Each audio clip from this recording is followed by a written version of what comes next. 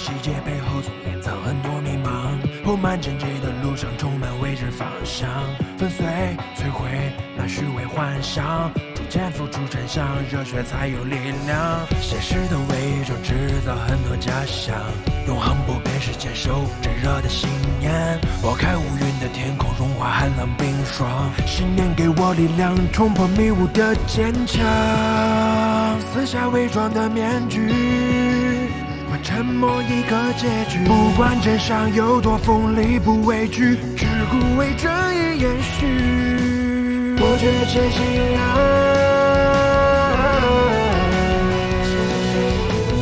我却坚信爱，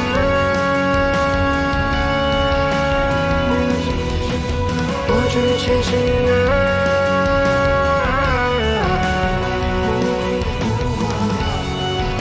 为沉默解开这结局，内心的方向。为沉默解开这结局，内心的方向。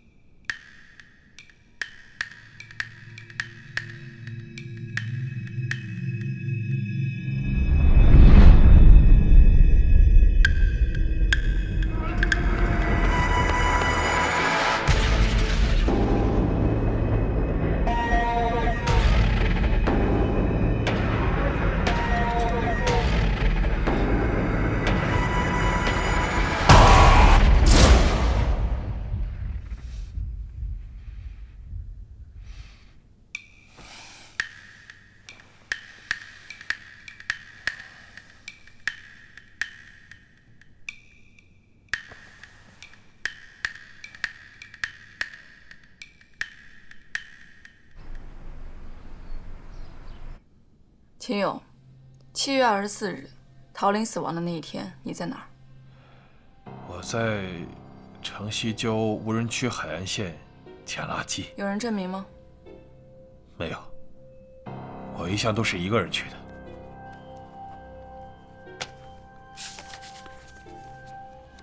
见过这个米袋吗？哦，前些天我一个老同事送我一袋米，包装就是这个样子的。但用完米之后啊，我就把这个包装袋扔垃圾桶了。这是我扔的那个吗？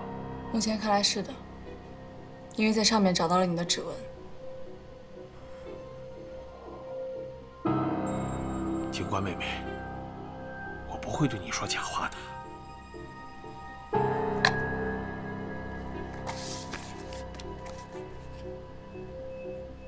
手套是你的吗？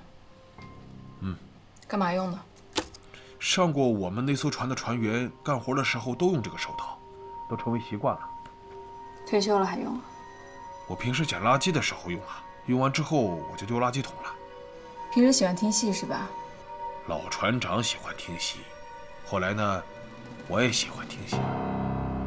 回到龙帆以后啊，我就没事的时候到茶楼里去听。这衣服是你的吗？都穿过好几年了。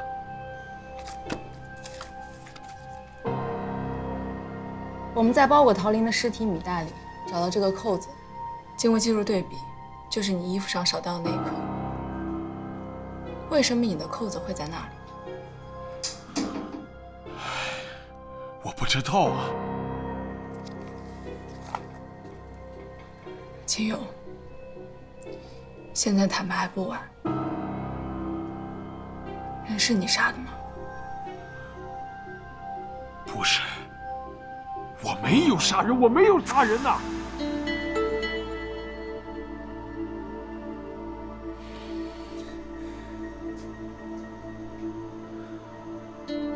秦明能听见吗？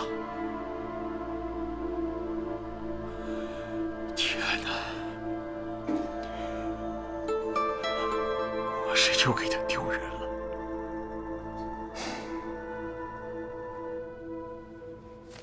物证搜寻齐备，关于凶手落在裹尸米袋的扣子，正是秦勇衣服丢失的扣子。秦勇对扣子、米袋以及戏曲票友等物证都有相应的解释。秦勇的欢乐换登记本里有王超、肖丹丹的委托记录，至于陶玲，秦勇的救命恩人蒋山交代，他说他之前跟秦勇哭诉过陶玲伤害过他的女儿蒋月月。也就是说，物证都齐备了。他否认作案。继续对物证进行核查吧，因为现在目前的物证只能证明陶玲案跟秦勇有关。那么，剩下的这2起案子，没有任何证据能够证明是秦勇作案。我们不可能仅仅依靠孤立不能相互印证的证据就定罪。任何一个独居者，如果所在范围内没有监控视频，他是无法证明自己的行踪的。所以呢，我们不仅要对物证核实，最重要的还是要找到他的作案动机。那有没有可能是无差别作案呢？无差别作案的凶手大部分是反社会人格，他们一般事前没有计划，跟受害者也无冤无仇，作案完全是临时起意，随机选择作案目标，其目的是为了报复社会，挑起族群的仇杀等。但是陶玲的案子不属于随机作案，而秦勇一直守望着自己的儿子，心中还是有所期望的，他不太会报复社会。好的，李队，我们会尽快一一核实物证，找到作案动机。秦勇的案子比较特殊，所以我们在办案的过程中一定要慎之又慎，同时呢，要注意讯问的方法。秦明的状态如何？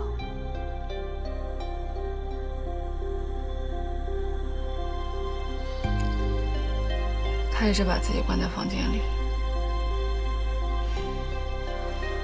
让他休息几天吧，忙了这么久了。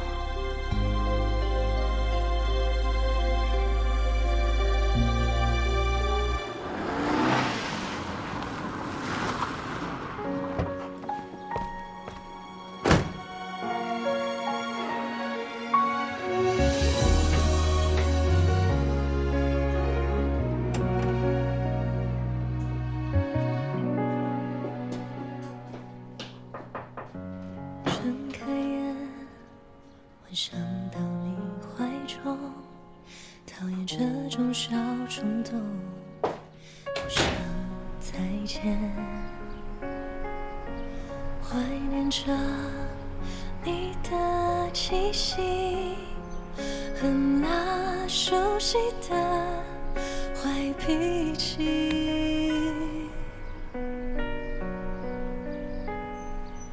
偷偷地告诉他，怕你还没知道，尝出这寂寞味道，放手说不需要，不带给出我在思念谁，心要放在哪里，强忍着悲伤向你飞奔去，不带给出我在思念谁，是你还没知道，看哭在你身后，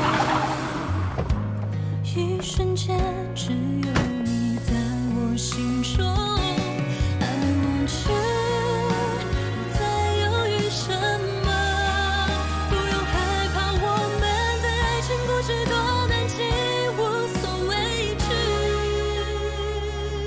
I want you， 我还在思念谁，可我还是没知道，曾经我们都在彼此梦中。I want you， 没想起你的脸，守住这爱的梦，看哭在你身后，一瞬间只有你在我心中。After you。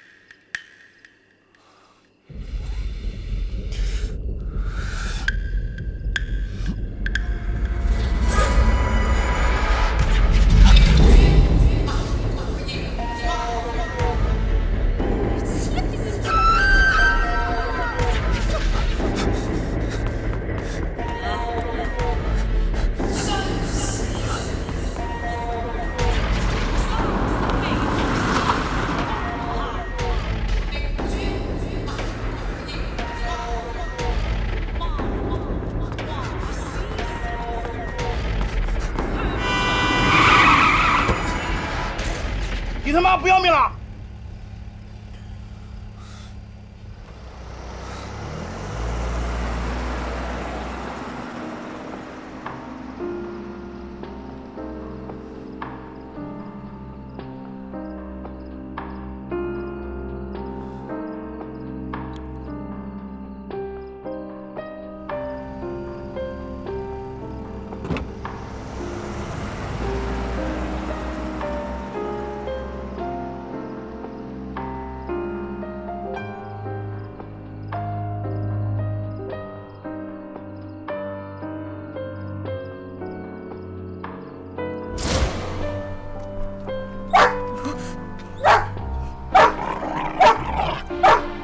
怎么，你害怕？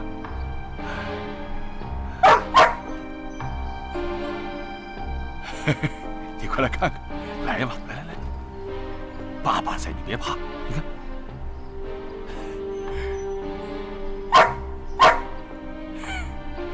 儿子，是这样的，英雄和懦夫呢，都会恐惧的。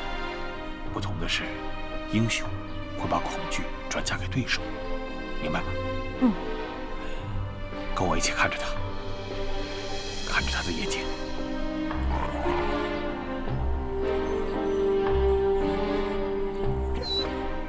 你看他害怕了，所以，儿子，等你长大了以后，当你遇到恐惧，你要学会面对它，最后战胜它。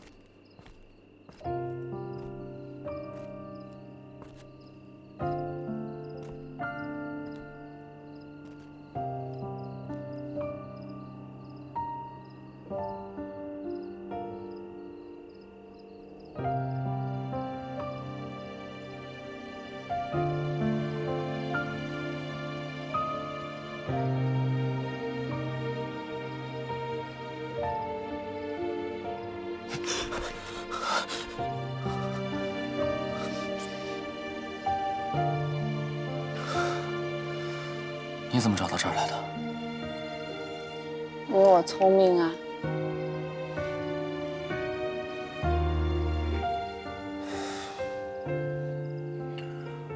你还好吗？没事吧？不用担心我。明天开始，我会好好吃饭，好好工作，好好睡觉。虽然证据都指向我爸，但我相信他不是凶手。我会证明给大家看。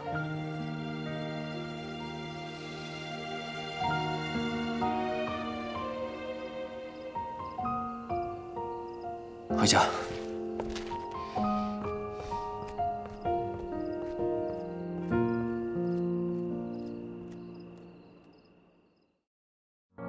我想我忘记了维系我内心的纯粹。老板，您的牛肉粉。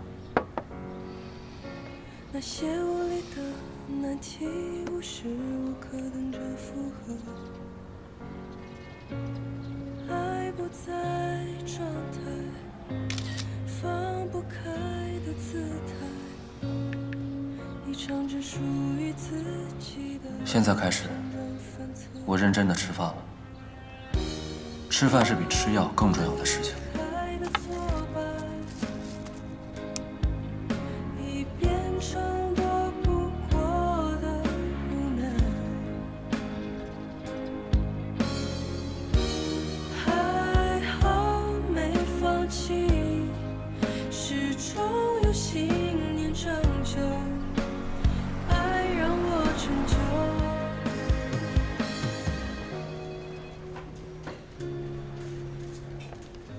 秦法医，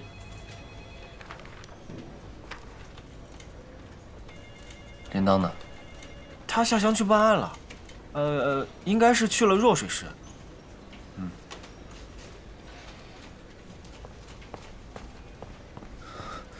一队。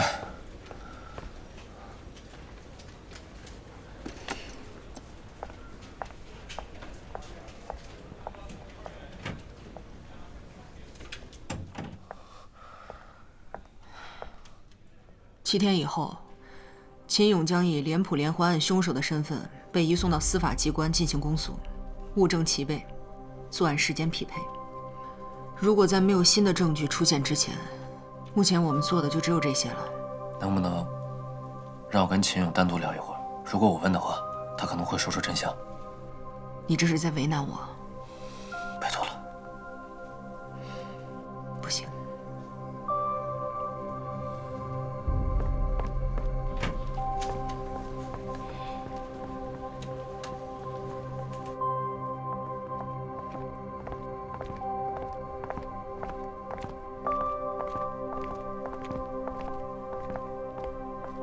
秦勇，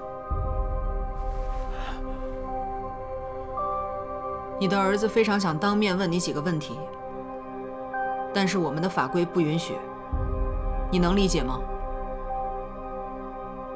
他特意请我来讯问你，你明白他的心意吗？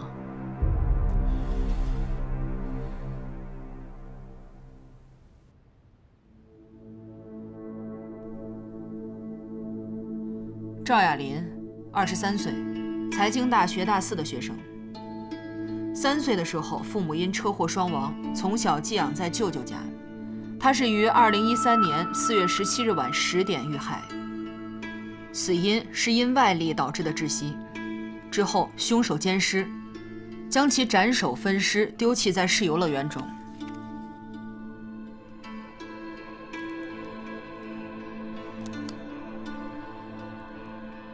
肖丹丹，21岁，蓝天高尔夫球场的球童，高中辍学，父母是卖凉茶的，男友为她杀了人，潜逃到龙帆市。他们是我们另一起凶杀案的嫌疑人。他是于2013年6月10日晚11点20遇害，死因同样是外力导致的窒息，并且同样遭到了凶手的奸尸行为。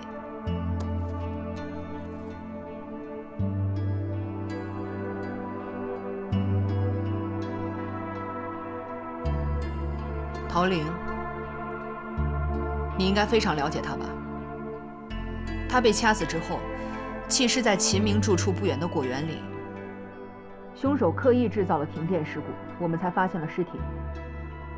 停电当日，也正好就是你在海边捡垃圾的日子。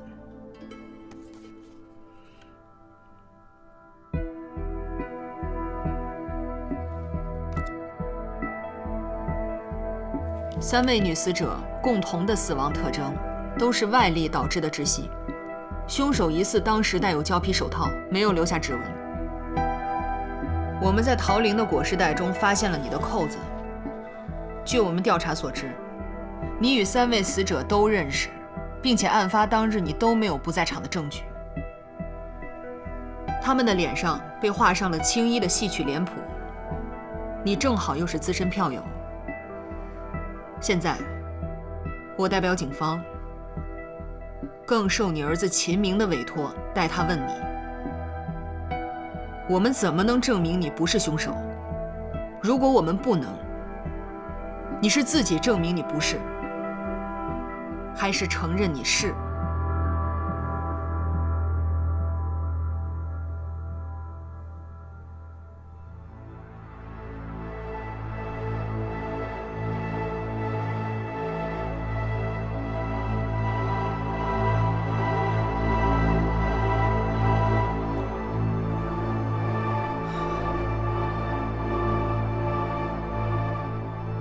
秦勇，今天我们的对话非常重要。当我们坐在这儿时，你的儿子正满怀期望地看着你。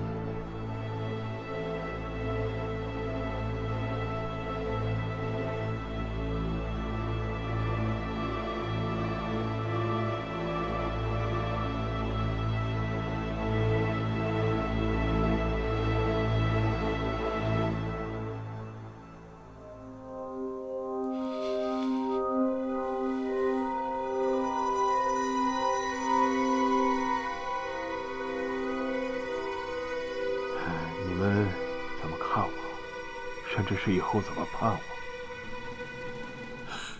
其实我都不在乎。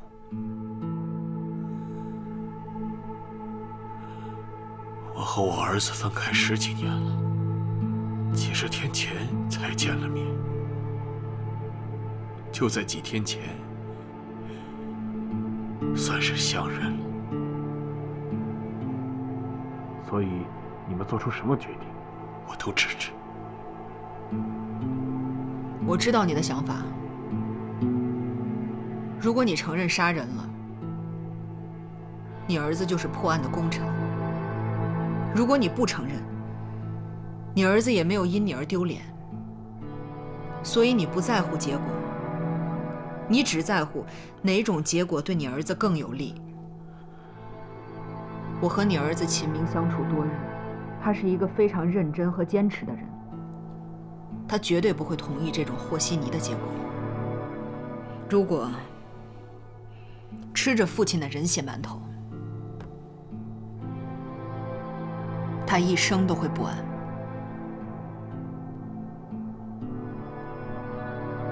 林警官，你认识吗？他和你儿子关系非常好，也非常关心他。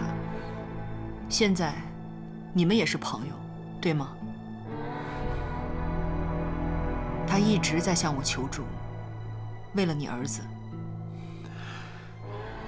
你儿子秦明是15年前我市脸谱连环杀人案的唯一目击证人。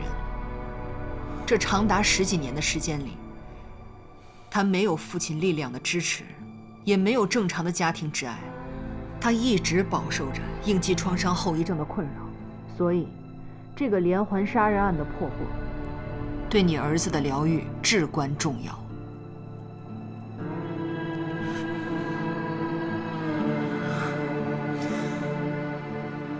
我没有办法证明，但杀人的不是我。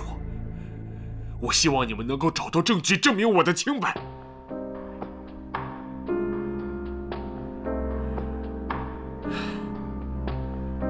最后，我要跟我儿子说一句话。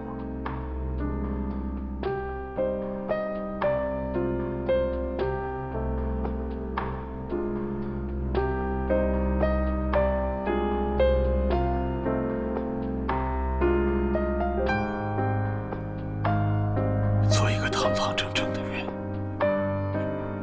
健健康康的活着，不要被老爸连累。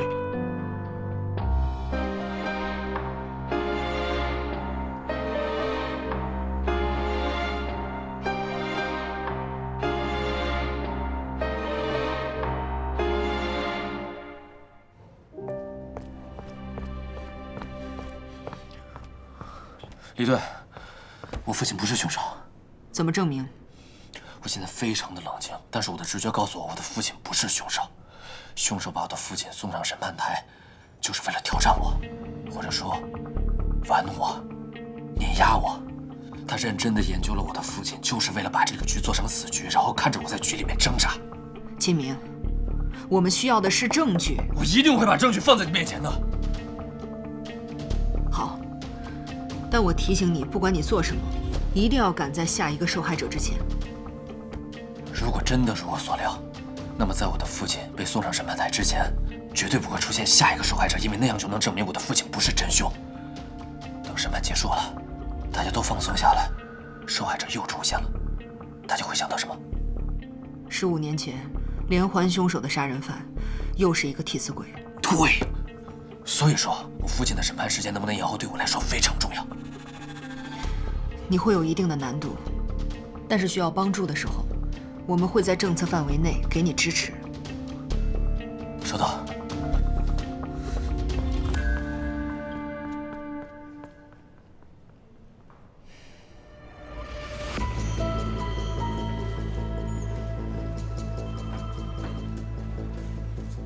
赵雅林、肖丹丹和陶玲，这是他们的示人面和暗藏面。你们能发现什么共同点吗？并没有什么交集啊。他们的共同点，就是他们都具备很明显的双重人格。但其实每个人都会有双面性啊，越完美的人隐藏的越深。是，那他们生活里的交集点呢？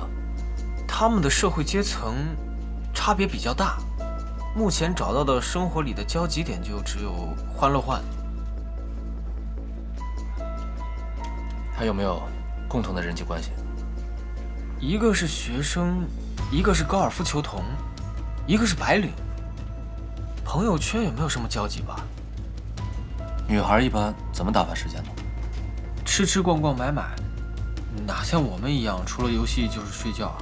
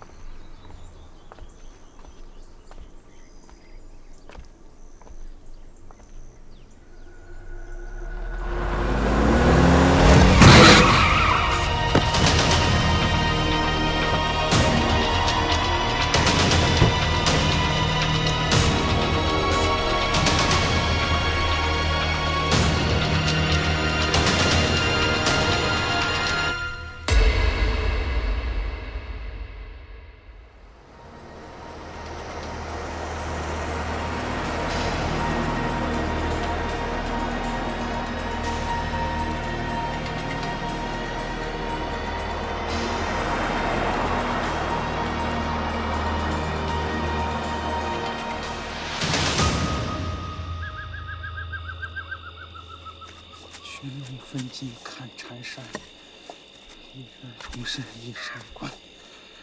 关门入有八重险，路出阴阳八卦星。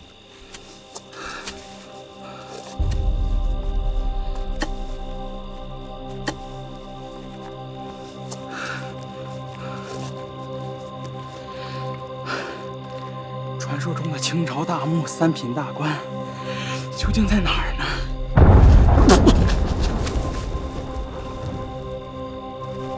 鬼！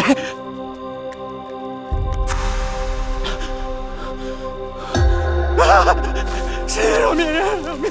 神爷饶命！神爷饶命！千万别伤我身！千万别伤我身！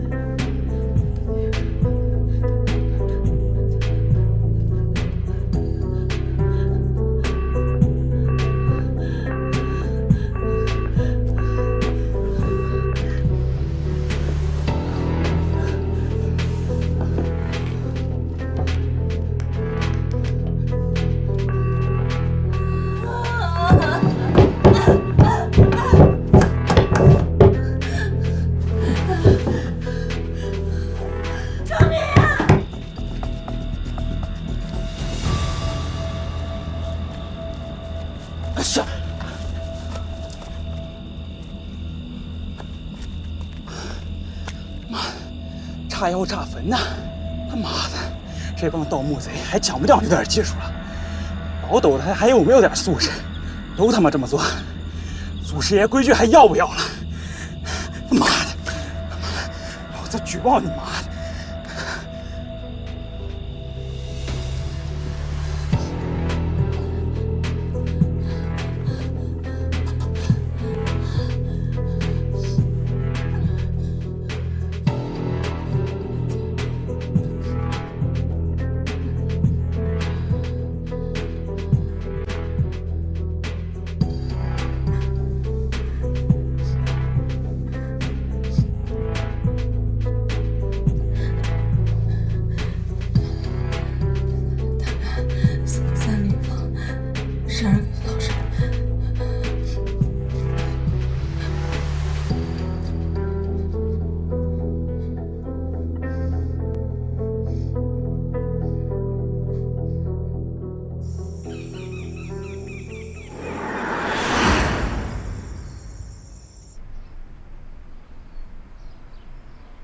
看到这样精神的你，真替你感到高兴。我一定会找出害我父亲的真凶。有什么需要帮助的吗？需要我重建那些证物吗？不需要，我相信你的鉴定水平。关于我父亲的案子，我思来想去，想了很久。我现在坚信，我父亲不是凶手。说来听听。因为我的存在，证明我父亲是一个功能健全的人。而在肖丹丹和赵雅琳的案子中，死者体内的遗留物无法做 DNA 鉴定，而在陶玲的案子中，凶手又戴了套。这意味着，要么凶手的生殖功能发生过变化，要么这3个人不是同一个凶手在作案。总之，或多或少都能洗清我父亲的嫌疑。有没有可能你父亲有了你以后去做了结扎手术？有这种可能，但我已经委托派出所的医生做了鉴定，他没有过结扎痕迹。那只要证明你父亲没有无精症，就能证明前2起案子不是他做的。对，还需要我和我父亲的亲子鉴定，我已经做了，现在在等结果。还有一点，我父亲从小在船上长大，虽然他很聪明，但是没有受到过专业的训练，也没有过系统的教育。他头脑还非常简单，如果他作案，一定会选择简单的方法。但想想我们看到的案子是什么样的，种种迹象表明，凶手的心思非常缜密，他受到过系统的教育，而且有专业的医疗知识，有一整套扭曲的价值观和恶趣味，有很强的犯罪意图，要么就是受到过某种刺激。总之，这个人和我父亲差别实在是太大了。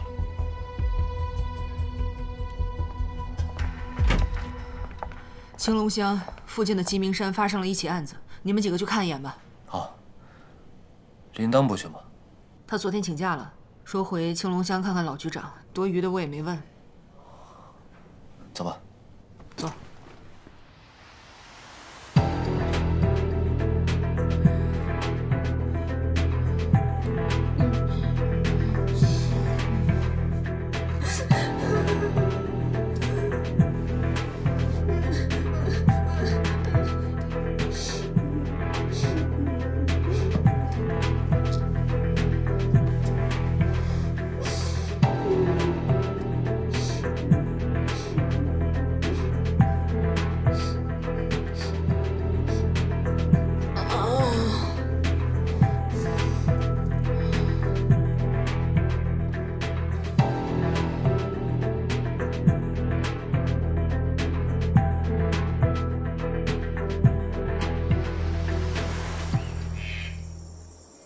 鸡鸣山是个乱葬岗，埋了好多死人，平常没什么人来。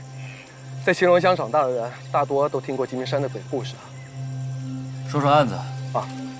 今天早晨，青龙乡派出所收到一个叫沈三的村民报案，说下半夜天未亮之前，有人在鸡鸣山上炸坟，现场还遗留了爆炸装置的残留物。乡派出所收到报案很重视，带着所里唯一一条搜爆犬赶赴鸡鸣山。结果在现场只发现了爆炸装置的残留物，但搜爆犬却嗅出了一具棺材，里面有具尸体。棺材里面有尸体，不是挺正常吗？问题是这尸体的状态很不寻常，这也是我们为什么向市局请求法医和痕检支援的原因。最近啊，不知道从哪冒出一个传言，说鸡鸣山上有一座清代3品官员的大坟。这个报案的沈三，我们强烈怀疑。他本身也是上山去盗墓的。哎，你还别说，这地儿还挺瘆人呢。有什么好怕的？还能挖个活人出来？嗯？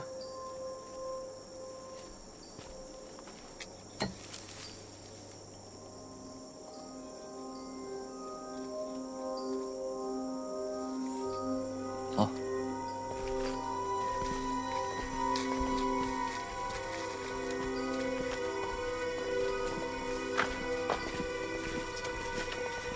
各位，这就是来报案的沈三。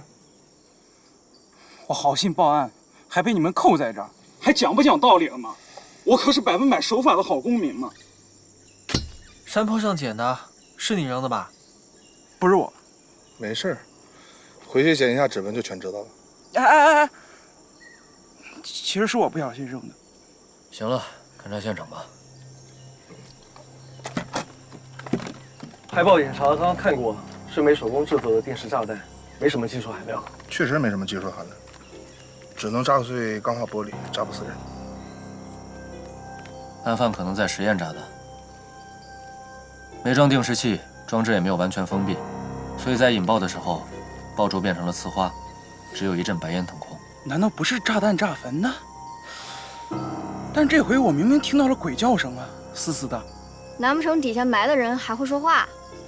刚刚路过的时候，看到草地上有新鲜的轮胎液，你听到的声音应该是他开车离去，汽车压到荒草的声音。开车离去？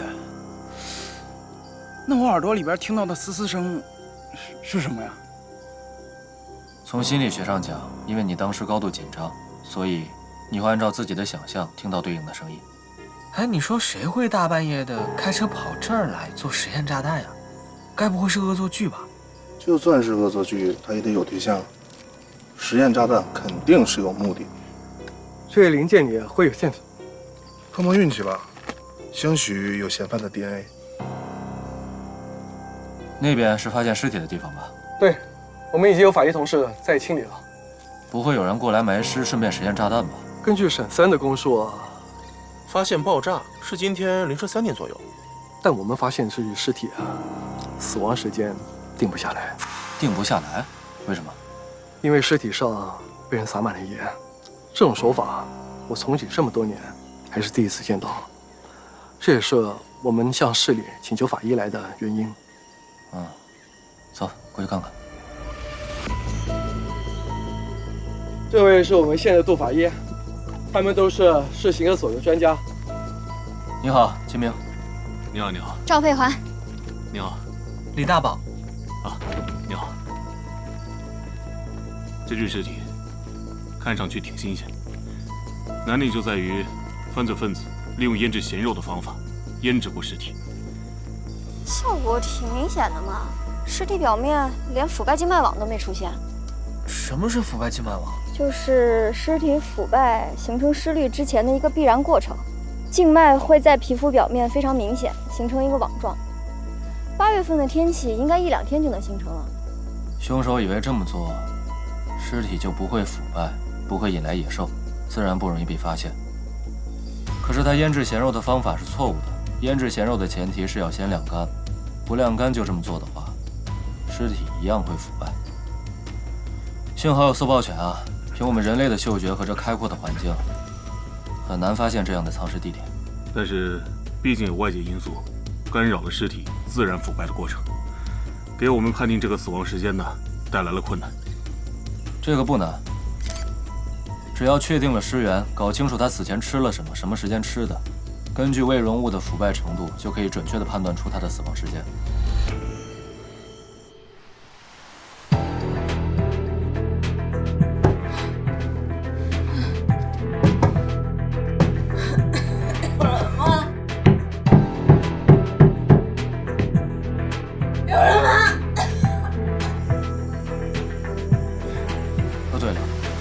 是不是回青龙乡看望老局长去了？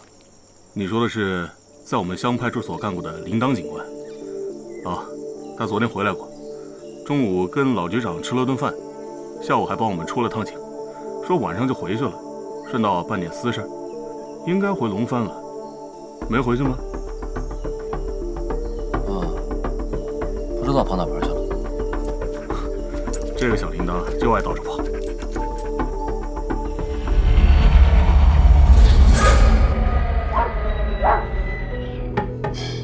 救命啊！救命啊！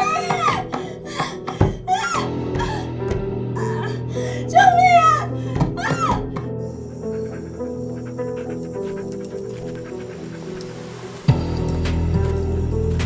死者着工作装，身上没有发现任何能证明身份的物件，有被抢劫的嫌疑。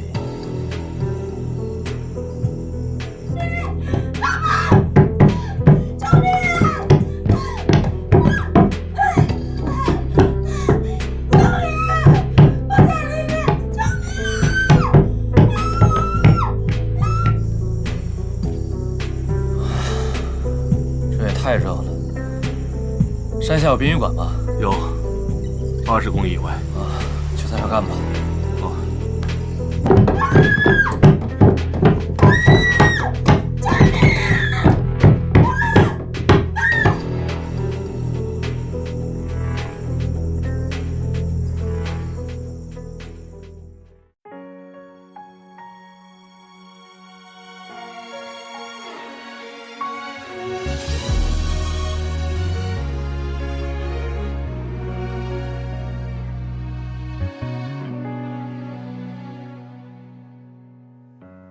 睁开眼，幻想到你怀中，讨厌这种小冲动，不想再见。怀念着你的气息和那熟悉的坏脾气，